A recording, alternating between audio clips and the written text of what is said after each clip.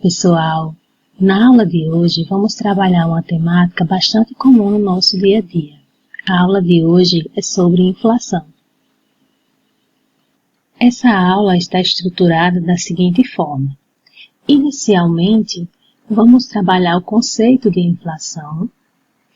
Em seguida, de onde vem a inflação, os tipos de inflação, as distorções provocadas por altas taxas de inflação, como se mede a inflação e a inflação no Brasil. Vamos iniciar com o conceito de inflação. No nosso dia a dia, nós ouvimos muito falar que os preços aumentaram, que aumentou o preço do arroz, que aumentou o preço dos medicamentos, que aumentou o preço dos combustíveis. Mas o que seria a inflação? Nós podemos, simplificadamente, denominar a inflação como o aumento contínuo e generalizado dos níveis de preços, ou seja, é a média do crescimento dos preços de um conjunto de bens e serviços em determinado período de tempo. Dada essa denominação, esse conceito, devemos atentar para os seguintes fatores. Esse aumento nos preços deve ser um aumento contínuo. Deve ser também um aumento generalizado, não é um aumento que ocorre em um preço de um bem ou serviço em específico.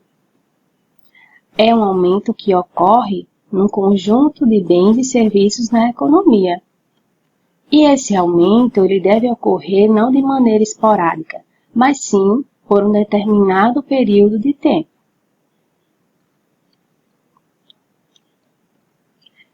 Vamos exemplificar um pouco desse conceito. Temos aqui um exemplo de que se, por exemplo, de uma hora para outra, nós tivéssemos um aumento no preço do feijão. O feijão é um bem específico, né?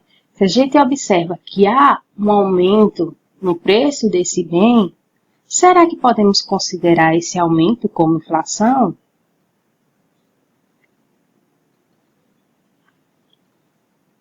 A resposta é não. Não podemos considerar unicamente o aumento de preço de feijão como uma inflação.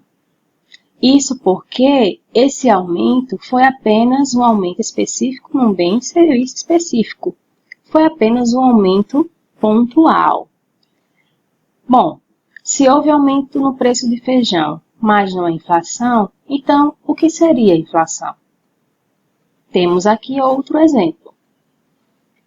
O aumento dos preços, que deve ser generalizado. Então, o aumento, para ser considerado inflação, ele vai ocorrer no preço do feijão, mas também no preço dos serviços de saúde, no preço da gasolina, no preço dos calçados que usamos, no preço das frutas, nos preços dos automóveis, no preço das verduras e legumes, na alimentação fora do lar, na educação, no aluguel, nos medicamentos, no vestuário, enfim, é um aumento geral que é sentido em vários bens e serviços disponíveis na economia em determinado período de tempo. Mas de onde vem, a inflação? Como é que surge o processo inflacionário? Então, o processo inflacionário ele pode ter várias causas na economia. Vamos colocar aqui um esquema que lista algumas dessas possíveis causas. Uma das primeiras possíveis causas para o surgimento de um processo inflacionário vem do próprio gasto público, do gasto governamental. Então, se o governo ele gasta mais do que ele arrecada, ele pode ser colocado em duas situações. Um dos primeiros pontos é que o governo ele pode aumentar os seus impostos de modo a cobrir despesas. Tá? Esse aumento do imposto, se for sentido pelas empresas, as empresas, uma vez que têm os seus custos de produção onerados, repassam esses aumentos de impostos aos preços dos bens e produtos finais disponibilizados no mercado. Dessa forma, esse custo é repassado aos consumidores. Outra forma do governo financiar os seus gastos é por meio da impressão de moeda, de dinheiro na economia. No entanto, a injeção de dinheiro na economia, com a oferta de bens e serviços fixa, há um aquecimento da demanda. Demanda maior do que a oferta gera uma tendência para que o nível de preço geral da economia suba. Tá? Isso ocorre porque a oferta de bens e serviços, pelo menos no curto prazo, ela é rígida, ela é mais difícil de se ajustar em relação à demanda. Então, o efeito imediato de um aumento no volume de moeda na economia é um aquecimento na demanda, que geralmente vai ficar maior em relação à oferta de bens e serviços, pressionando uma alta no nível de preços na economia.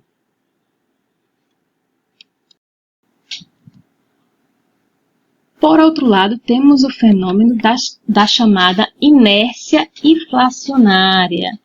E o que é essa inércia?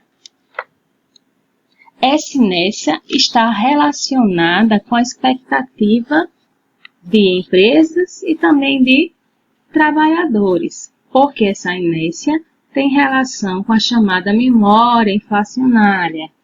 Tá? A inércia é um processo automático de realimentação de preços, né? Ou seja, a inflação corrente, a inflação do período corrente, decorre da inflação passada, perpetuando uma inércia ou memória inflacionária.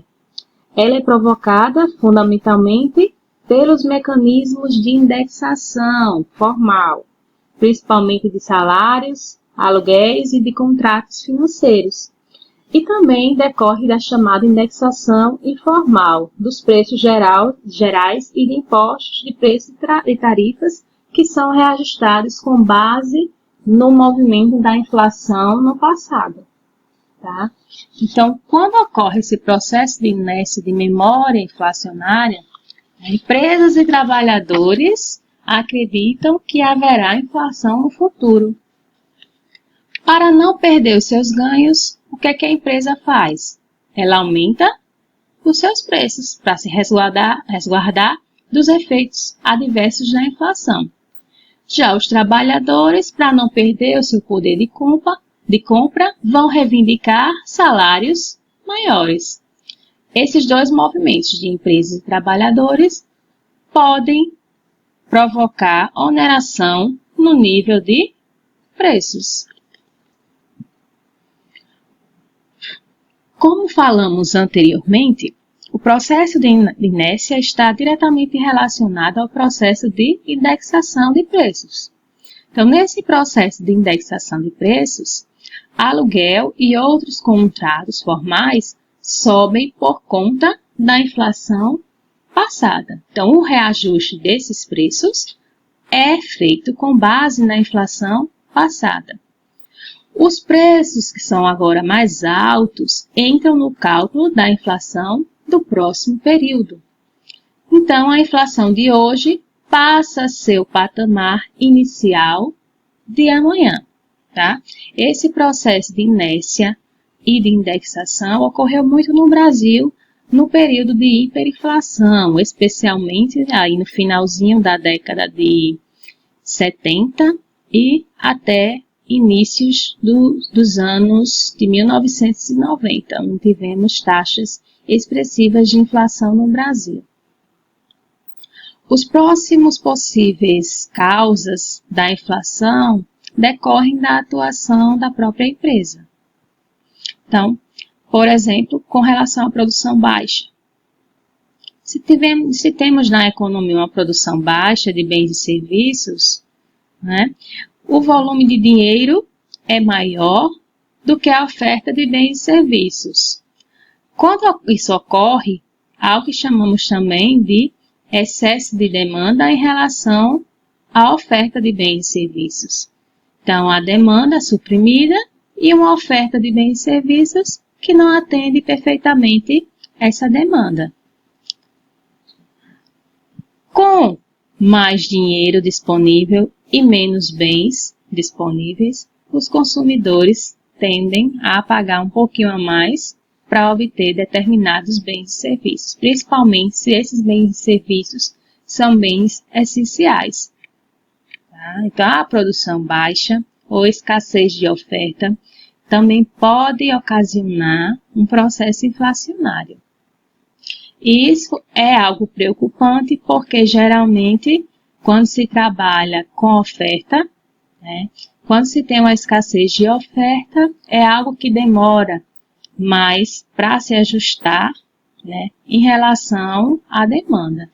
Então, a oferta é bem menos sensível em relação à questão de variações no preço, porque, pelo menos no curto prazo, a oferta é mais difícil de se ajustar em relação à demanda.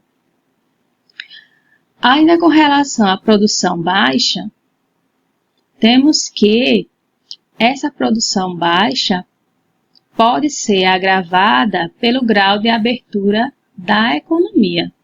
Se temos uma economia aberta para relações com o resto do mundo, principalmente relações comerciais, a entrada de bens e serviços similares no país faz com que essa produção baixa interna seja compensada pela entrada desses produtos, o que pressiona menos os preços. Já se temos uma economia fechada para o resto do mundo, essa concorrência com bens produzidos internamente não vai ocorrer. Então, a tendência é que o nível de preços se eleve.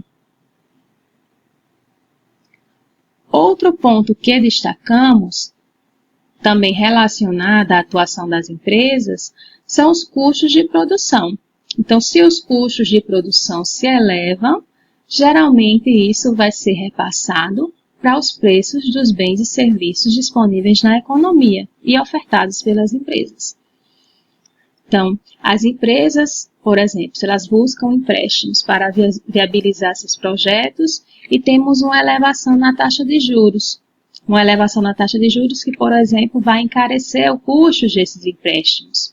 Então, se esse custo sobe, as empresas vão repassar essas perdas para o valor dos seus bens e serviços. Se o governo eleva a carga tributária, o preço final dos produtos também aumenta. Quando o custo da empresa sobe, ela aumenta seus preços. Então, aqui nós temos dois exemplos de como pode haver uma oneração nos custos de produção da empresa e como essas empresas repassam esses preços, esses aumentos de custos aos preços dos produtos.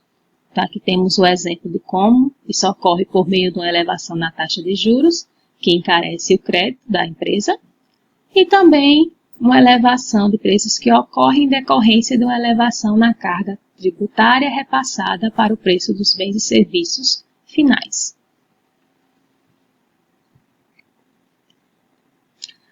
Esse aumento de custo de produção também pode ocorrer devido ao poder de barganha dos trabalhadores. Então, se essa empresa trabalha com funcionários cujo sindicato ele tem um bom poder de atuação e cujos trabalhadores, assim, têm um bom poder de barganha para poder negociar seus salários, um aumento nos salários dos trabalhadores também representa uma elevação de custos de produção para a empresa. E esse aumento de custo de produção pode também ser repassado para o preço dos bens e serviços finais. Por último, temos como possíveis causas do processo inflacionário a existência dos chamados cartéis. Então, quando as empresas se juntam para atuar no mercado e formar preços, poucas empresas passam a vender determinado produto ou bem. Elas se juntam, combinam preços mais altos ou restringem a produção de modo a segurar preços. Dessa forma, os preços dos bens e serviços oferecidos por essas empresas sobem. Esse processo é o que estudamos em Economia 1, chamado de tipo de estrutura de mercado. Então, isso pode ocorrer no tipo de estrutura de mercado de cartéis, assim como também nas estruturas de mercado do tipo de monopólio e de oligopólio.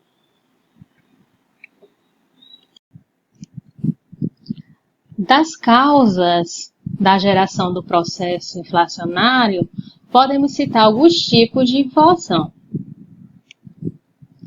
O primeiro tipo de inflação que podemos citar é o tipo de inflação de demanda.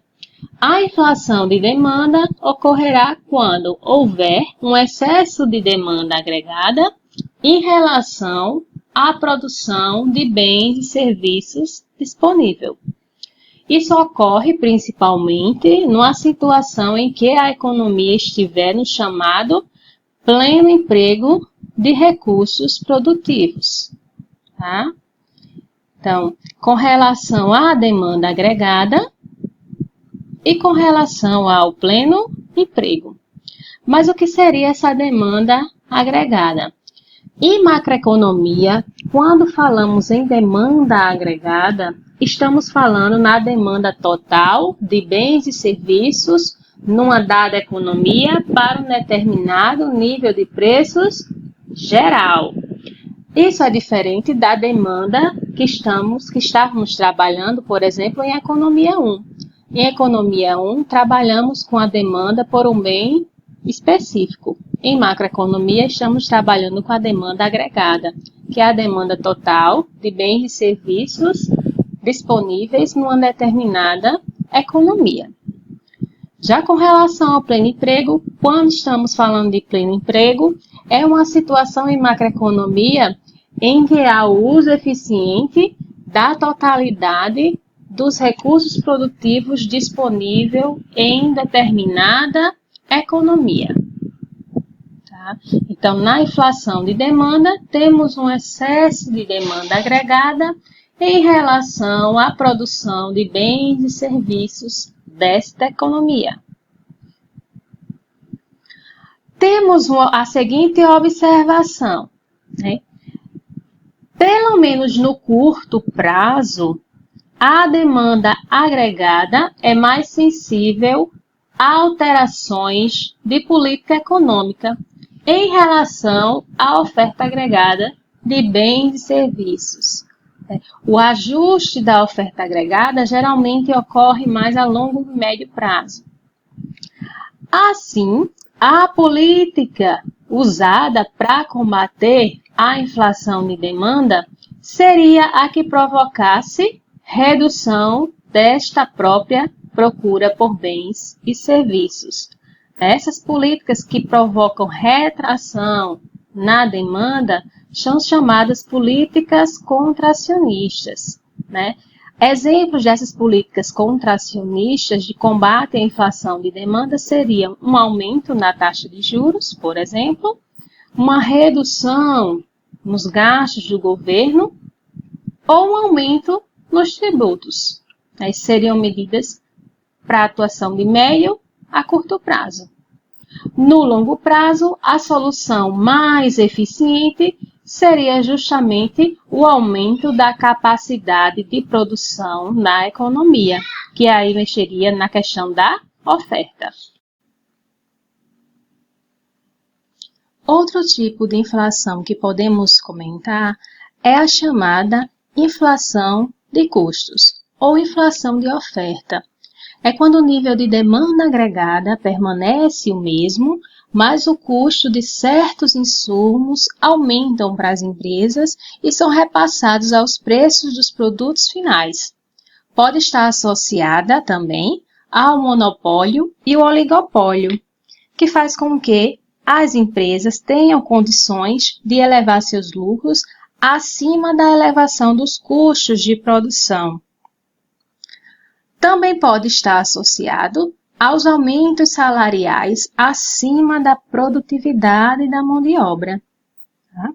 Um aumento nas taxas de salários que supere o aumento na mão de obra, o aumento da produtividade da mão de obra, acarreta um aumento nos custos unitários de produção para as empresas, que normalmente são repassados aos preços dos produtos.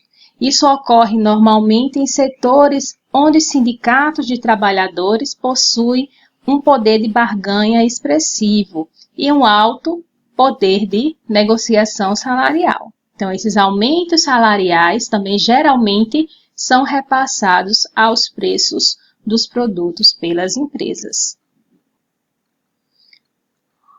Observem também que a inflação de custos também pode ser causada por aumentos autônomos nos preços das matérias-primas básicas, que são os chamados choques de matérias-primas, como ocorreu, por exemplo, na década de 70 com a crise de petróleo, ou também quando ocorrem choques agrícolas, por exemplo.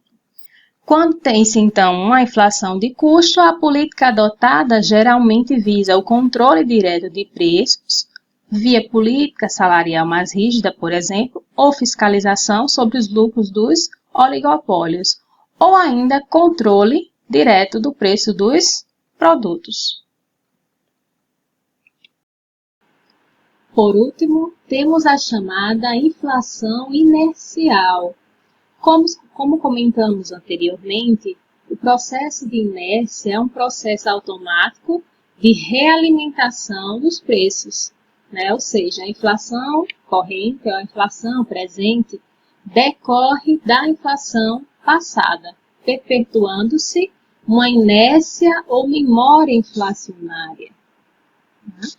Essa inflação geralmente decorre dos mecanismos de indexação, tanto formal como salários, aluguéis e contratos financeiros, que são reajustados com base na inflação passada, assim como também os mecanismos de indexação informal, como aqueles que são repassados aos preços em geral e impostos, e também aos preços e tarifas públicas, né? Então, nesse caso, os aumentos de preços passados são automaticamente repassados para todos os demais preços da economia, por meio do mecanismo que é chamado de correção monetária, cambial e também salarial, gerando um processo autorrealimentador de preços, ou seja, a inflação no presente sempre vai depender da inflação passada, no movimento de inércia. Para esse tipo de inflação, uma das políticas utilizadas no combate seria simplesmente promover a desindexação da economia, isto é, a inflação passada deixaria de se corrigir automaticamente preços e salários, ou também o seu combate passa também por um processo de reajuste das contas públicas, né? Esse tipo de inflação, ele ocorre principalmente nos períodos de elevada inflação, em que os agentes têm expectativas ruins com relação à inflação no futuro.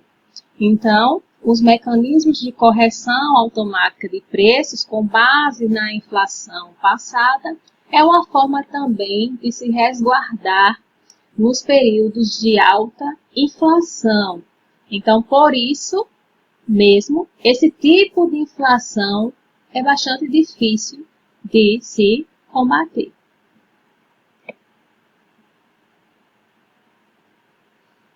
Vamos passar agora a analisar as distorções provocadas por altas taxas de inflação. Por que a inflação numa economia é ruim? E essa piora é proporcional ao aumento da inflação. Então, quanto maior as taxas de inflação, maior são as distorções provocadas pelo fenômeno. A primeira distorção que podemos mencionar se refere à distorção relacionada à distribuição de renda. Então, geralmente, em processos inflacionários, os que mais perdem são os trabalhadores de baixa renda, que são as pessoas, os indivíduos da sociedade que dependem de rendimentos fixos, como o salário mínimo, com prazos legais de reajustes, e também não mantêm, geralmente, aplicações financeiras, pois tudo que ganham gastam na sua subsistência. Então, esses trabalhadores de baixa renda geralmente são aqueles que irão mais sofrer com a questão das altas taxas de inflação. Os empresários geralmente conseguem repassar os aumentos de custos provocados pelas inflações aos seus produtos, garantindo assim os seus lucros. E o governo ganha via correção de impostos e tarifas públicas. Então, a grande distorção com relação à distribuição de renda se deve ao fato de que, em altas taxas de inflação, em períodos de altas taxas inflacionárias, quem mais perde, geralmente, é quem já ganha pouco.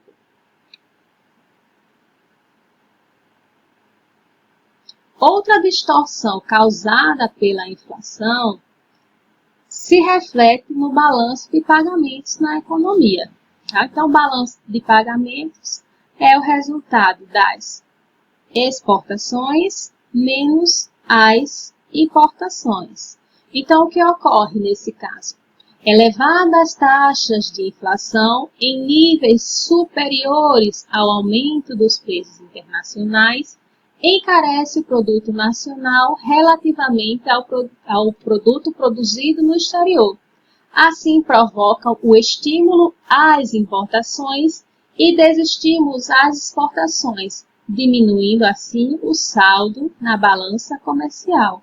Então, nesse caso, o que ocorre é um incentivo às importações, principalmente de produtos que são similares aos produtos nacionais. Então, esses produtos importados passam a concorrer com aqueles produtos que são vendidos internamente.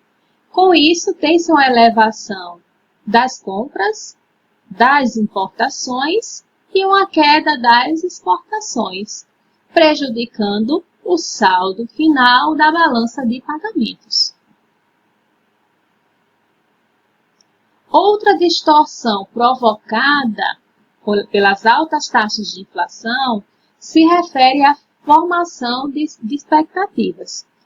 Em economia, a gente sabe que a variável expectativa é uma das mais sensíveis taxas da economia. Então, o setor privado, em particular o setor empresarial, é bastante sensível com relação aos investimentos, dada a imprevisibilidade da economia e, portanto, de lucros. Então, altos cenários caracterizados por elevadas taxas de inflação são cenários incertos. Então, isso faz com que a formação de expectativa do setor empresarial com relação a novos investimentos seja afetada por esse cenário incerto.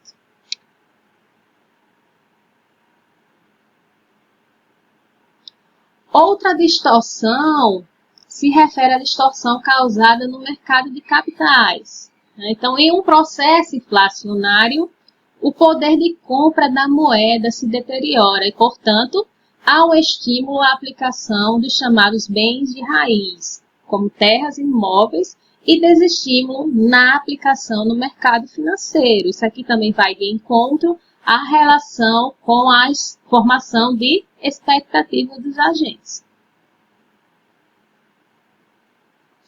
E como se mede a inflação? A gente já ouviu falar do conceito de inflação, o que ela provoca e como ela é mensurada. Então, em economia, nós temos vários índices de inflação. Tá? Temos o IPCA, o INPC, o IGPDI, enfim, uma infinidade de índices de inflação. Então, Esses índices, eles medem a inflação, né, ponderando os bens e serviços mais importantes para a população e medem o crescimento desses preços em determinado período de tempo. Devemos, no entanto, observar que a cesta de bens considerada pelo índice de inflação pode não ser aquela que você costuma consumir, né? Então, portanto, a sua inflação pode ser maior ou menor do que aquela medida pelos índices oficiais. Isso vai depender da sua cesta de bens. Bom, agora eu irei apresentar para vocês um vídeo da série IBGE Explica, destacando 2 índices de preços bastante utilizados no Brasil: o IPCA, Índice de Preços ao Consumidor Amplo, e o INPC, Índice Nacional de Preços ao Consumidor.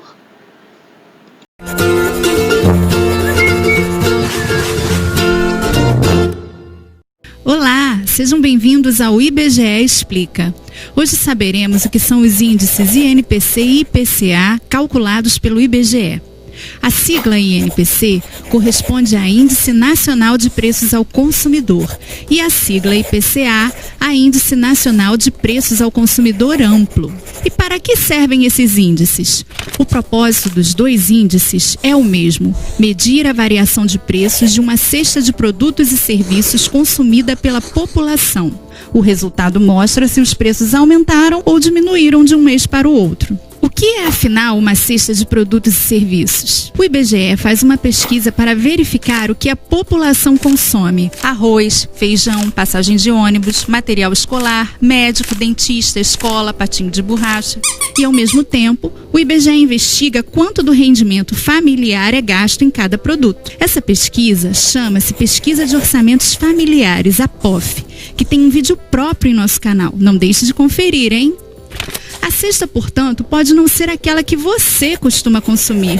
Logo, a sua variação de preços pode ser maior ou menor do que a medida pelos índices. Mas na prática, qual é mesmo a diferença entre IPCA e INPC? A diferença entre os índices está no uso do termo amplo. É que o IPCA engloba uma parcela maior da população do que o INPC. O IPCA aponta mensalmente a variação do custo de vida médio de famílias com renda mensal entre 1 e 40 salários mínimos. Já o INPC verifica a variação nas famílias com rendimento familiar médio entre 1 e 5 salários mínimos. São grupos mais sensíveis às variações de preço, pois tendem a gastar todo o seu rendimento em itens básicos como alimentação, medicamentos, transporte, etc. Por que se fala tanto em IPCA? O governo federal usa o IPCA como o índice oficial de inflação do Brasil. Portanto, ele serve de referência para a meta de inflação e para as alterações nas taxas de juros. E como ele é calculado? Bem, o IBGE faz um levantamento mensal em 13 áreas urbanas do país, de uma média de aproximadamente 430 mil preços em 30 mil locais.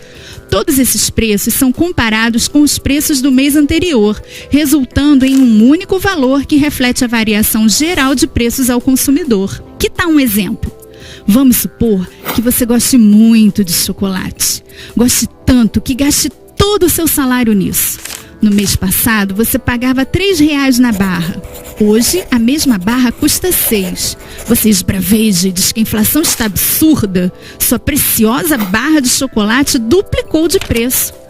No entanto, ao ligar a TV e assistir ao telejornal, o âncora diz que o IPCA entre o mês anterior e este é de 0,10%. Você logo pensa que esse cara tá de brincadeira. Sua barra de chocolate dobrou de preço. Ela compõe toda a sua cesta. Portanto, seu índice pessoal de preços é de 100%.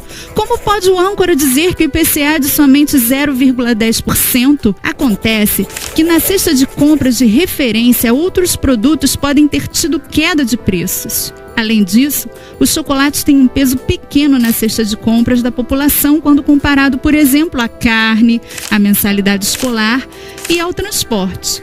Esses itens, sim, têm um impacto grande no índice. Um exemplo mais real seria uma família que não consome carne vermelha e não tem filhos em idade escolar. Nessa família, com certeza há um índice de preços diferente do oficial. Quer saber o que tudo isso tem a ver com seu bolso, né? Sendo o IPCA o índice oficial da inflação, podemos dizer que se a variação do seu salário de um ano para o outro é menor do que o IPCA, você perde poder de compra, pois os preços sobem mais do que o seu poder aquisitivo. Se a inflação e o seu salário têm a mesma variação, seu poder de compra se mantém. Agora, se você recebe aquela promoção no trabalho e o aumento do seu salário fica muito acima do IPCA, parabéns! Seu poder de compra aumentou. O IBGE produz e divulga o IPCA sistematicamente desde 1980. E de lá para cá, muita coisa interessante aconteceu. Por exemplo, no período de 1980 a 1994, anos de implantação do Plano Real, o índice acumulado foi de 13 trilhões, 342 bilhões, 346 milhões, 717.671,70%. Isso significa que se você fosse comprar uma coxinha por um dinheiro em 1980, em 1994 você pagaria por ela esse valor gigante aí, ó, em dinheiros. No mês de março de 1990, foi registrada a maior variação mensal, 82,39%. Já o menor índice foi em agosto de 1998, menos 0,51%. Gostou do vídeo? Então curta e compartilhe. Não deixe também de assinar nosso canal e nos ajudar a disseminar informação pelo país. Até a próxima! Finalizando essa nota de aula, vamos acompanhar rapidamente o processo de inflação no Brasil, começando desde a década de 50 até pouco depois, os anos pouco depois ao lançamento do Plano Real. Tá? Então, temos aqui inicialmente década de 50, início dos anos 60, né? O principal objetivo aqui da política econômica do Brasil era o desenvolvimento, né, a criação de infraestrutura, e a principal fonte de financiamento era o déficit do Tesouro Nacional, provocado por essa necessidade do governo suprir a infraestrutura adequada de transporte, de energia, entre outros gastos. A solução encontrada para financiamento dessas obras era a emissão de moeda, o que aquecia a demanda, gerando a chamada inflação de demanda que estudamos anteriormente. No cenário político, temos o segundo governo Vargas, o mandato de Café Filho e o período desenvolvimentista de Juscelino Kubitschek, que vai de 56 a 61, principalmente destacando-se o seu plano de metas. Em seguida, temos o período de 64 a 1966, em que o tratamento da inflação era chamado de tratamento de choque, com rígida política fiscal, monetária e salarial. Essa política trouxe custos elevados para a população e também redução de crescimento e aumento de desemprego. O cenário político dessa época era bastante conturbado. Então, tivemos o curto governo de Jânio Quadros, a tentativa parlamentarista, o plebiscito de 63, em que o presidencialismo foi eleito o regime político vitorioso, e temos o governo presidencialista de João Goulart. O período de 64 a 73, né, temos o seguinte cenário histórico. Entre 64 e 67, temos o governo de Humberto Alencar Castelo Branco, e o diagnóstico da inflação nesse governo era uma inflação de demanda. Então, excesso de demanda resultante da descontrolada emissão monetária realizada pelo governo. De 68 a 73, temos o período do chamado milagre econômico brasileiro.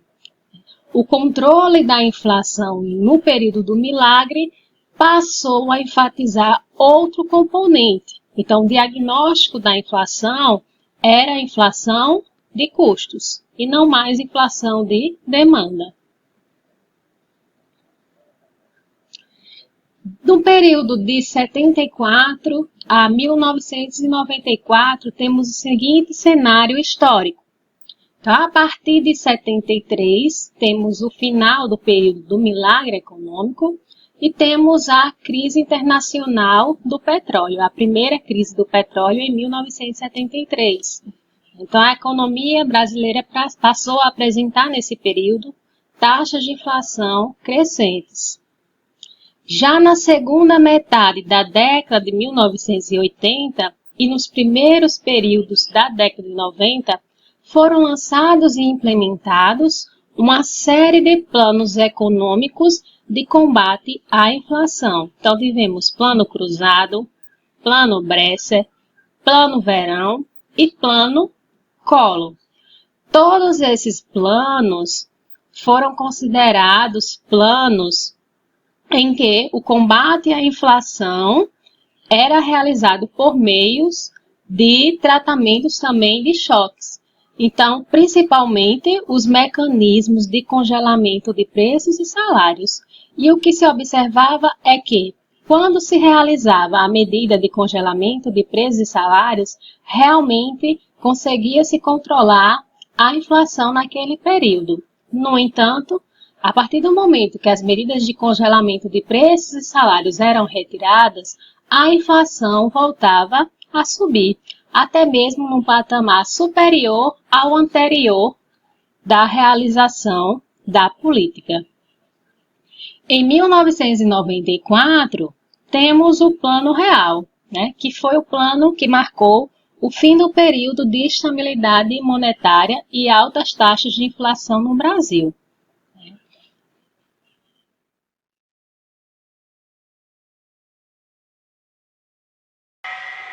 Um país ao sul do Equador passou anos fazendo sua economia rodar em círculos inflacionários, transformando seu imenso território e os mais de 120 milhões de habitantes num verdadeiro laboratório experimental de teses e testes econômicos.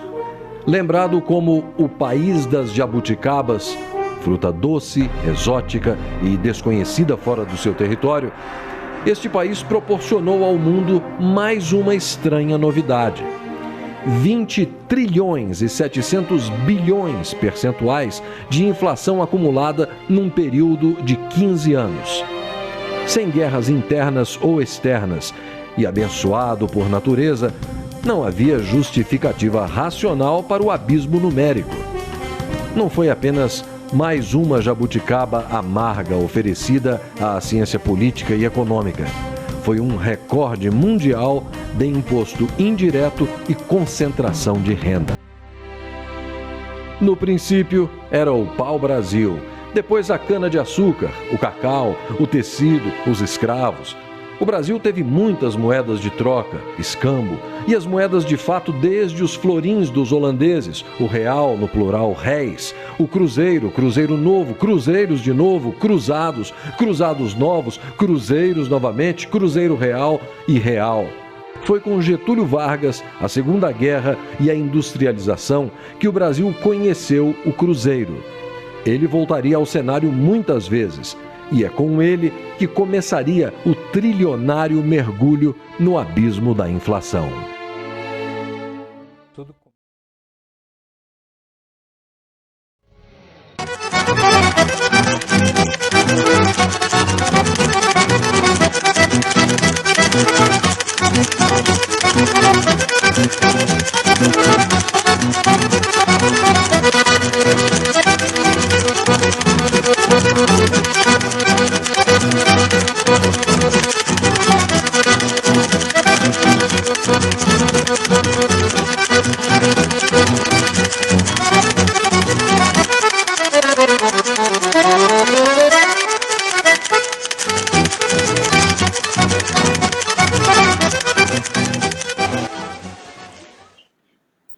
E o que o Plano Real apresentou de diferente em relação aos demais planos econômicos de combate à inflação? Coloca-se que o Plano Real ele foi um plano econômico implementado em 3 fases. Então, inicialmente, baseou-se, no primeiro momento, no equilíbrio das contas do governo, com a redução dos gastos, aumento de impostos e privatizações. Em seguida, o governo também promoveu a desindexação da economia, isto é, a inflação passada deixou de corrigir automaticamente preços e salários. E como isso ocorreu? Isso ocorreu a partir de fevereiro de 94, com a criação da chamada Unidade Real de Valor. Era uma moeda virtual, uma moeda fictícia, cujo valor, em cruzeiros reais, era estabelecido diariamente nas chamadas URVs e servia, então, para corrigir preços e salários. Já em 1º de julho de 1994, uma URV passou a ser igual a R$1. O novo dinheiro entrou em circulação, então, no país. Então, tivemos o lançamento de uma nova moeda. E essa nova moeda tem a característica de ser limpa, com relação ao componente da inflação passada. Entre as medidas para controlar os preços, o governo também promoveu uma abertura maior das importações e adotou as chamadas âncora cambial e âncora monetária. A âncora cambial se refere à valorização do real associada ao regime de câmbio fixo, estabelecendo as chamadas bandas cambiais, fixando os limites máximos e mínimos para a variação da taxa de câmbio. Então, ao tornar o real relativamente valorizado em relação às moedas estrangeiras, em particular o dólar, as importações brasileiras tornaram-se mais baratas. Aumentou-se a concorrência com produtos brasileiros, ancorando-se assim os preços internos.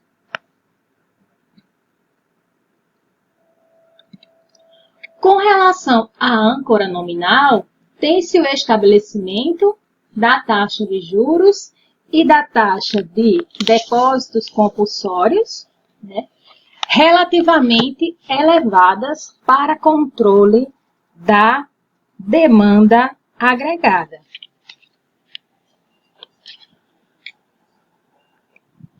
Então, nesse caso, tivemos o estabelecimento de uma política monetária com instrumentos de taxa de juros e taxa de depósitos compulsórios, de modo a reprimir a demanda agregada e conter a pressão com relação aos preços.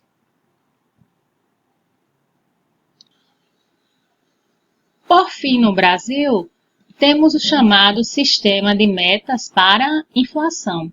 Então, as âncoras nominal e cambial foram substituídas no ano de 1999 pelo regime de metas para inflação, em que a autoridade monetária, se compromete a cumprir metas estabelecidas para o ano corrente e também para o próximo, o que ancora as expectativas do mercado. Então, o Conselho Monetário Nacional, que é o principal órgão normativo do setor monetário e financeiro do país, fixa os limites de variação, margem geralmente de 2% para cima e 2% para baixo do centro da meta, para os 2 anos seguintes, com base no Índice de Preços ao Consumidor Amplo do IBGE. Então, fixada a meta, o Banco Central, através do Copom, que é o Comitê de Política Monetária, em reuniões a cada 45 dias, controla a taxa de juros básica da economia, a Selic, de acordo com as expectativas de mercado. E então, anuncia-se a tendência, ou o chamado viés, da taxa de juros até a próxima reunião. Então, esse viés ele pode ser de alta, que é o chamado viés de alta, de baixa, ou viés de baixa, ou sem viés, que é o chamado viés neutro, significando que o Banco Central pode alterar a taxa de juros a qualquer momento antes da realização da próxima reunião. Uma das formas de buscar atingir essa meta é justamente por meio da taxa Selic. Então, ao levar os juros, o governo encarece o custo do dinheiro, né, ou custo de empréstimos, e faz cair a procura por produtos e serviços à venda, despressionando o nível de preços. O governo estabelece essa meta de inflação, que é uma taxa fixa que deve ser, então, buscada. A partir desse número, é estabelecida a faixa de tolerância, quanto à inflação real pode variar acima ou abaixo dessa meta. Finalizamos, temos aqui um gráfico que mostra todo o processo inflacionário do Brasil. Então, podemos observar, especialmente aqui na década de 80 e início da década de 90, o movimento inflacionário brasileiro ao longo de vários planos econômicos implementados. Tá? E vemos posteriormente a tendência de queda apresentada desde o período de lançamento do Plano Real. Esses dados vão até o ano de 2010. Tá ok, pessoal? Então, com isso, nós finalizamos o processo de estudo da inflação.